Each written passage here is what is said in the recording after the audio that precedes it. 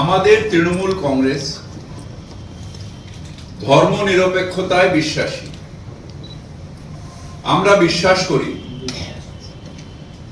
ধর্ম যে যার, উৎসব সবার, এবং বাংলার অঙ্গন, এই অঙ্গনে আমরা সবাই বাংলায় আনন্দে থাকি, উৎসবে থাকি, হৈ হৈ করে থাকি। সব উৎসবে আমরা সবাই সবার কাছে। আমরা যখন ঈদ পালন করি তখন অনেক যারা মুসলিম ধর্মে বিশ্বাসী নন তারাও এসে আমাদের ঈদে শামিল হন। আবার যখন দুর্গাপূজা হয় আমরাও গিয়ে তাদের সাথে আনন্দ করি। এটাই আমাদের সংস্কৃতি বাংলা, এবং সেইটাই তৃণমূল কংগ্রেসের আইডিওলজি, যে আমরা সবাই মিলে একসাথে থাকবো, একসাথে মিলে কাজ করব। তৃণমূল কংগ্রেস একটা ধর্মনিরপেক্ষ দল। আমরা ধর্মনিরপেক্ষতায় বিশ্বাসী, আমরা গণতন্ত্রে বিশ্বাসী, আমরা সার্বভৌমত্বে বিশ্বাসী। আমরা বিশ্বাস করি সবাই মিলে আমরা একসাথে থাকবো। ভারতবর্ষ তাতেই আরো বেশি জোরদার হবে এবং তার স্ট্রেংথ বাড়বে। অদ্ভুতভাবে দেখা গেল যে আমাদের একজন সঙ্গী মুর্শিদাবাদে, তিনি থাকেন রেজিনগরে, আর ভরতপুরের তিনি বিধায়ক। হঠাৎ করে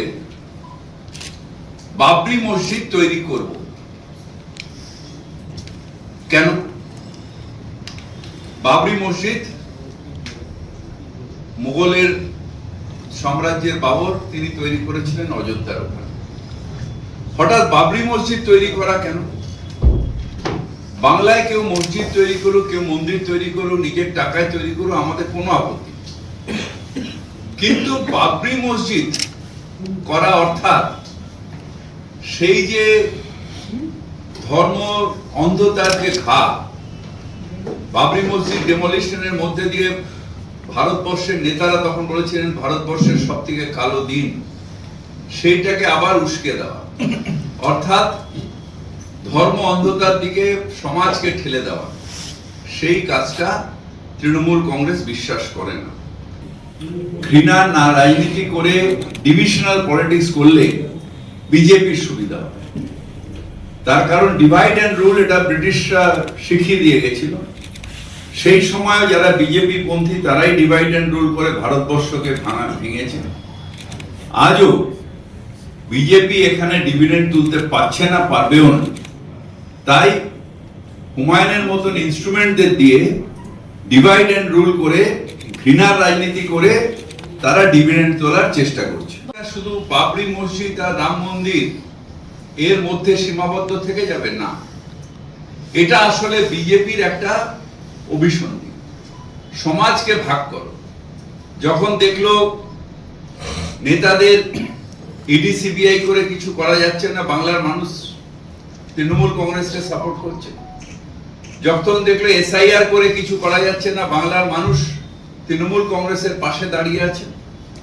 তখন ডিভিশনাল পলিটিক্স, যেটা বিজেপি বিশ্বাস করে, সেই পলিটিক্সটা আবার সামনে আসার জন্য প্রত্যেক নির্বাচনের আগে একটা দুটো তৃণমূল কংগ্রেস থেকে গাদ্দারকে নিয়ে গিয়ে তারা এই কার্ডটা খেলে। এবার তারা হুমায়ুন ভাইকে ধরেছেন, এবং আমার বিশ্বাস যে বিজেপির কথাতেই এই ডিভিশনাল পলিটিক্স অর্থাৎ সেটা করে।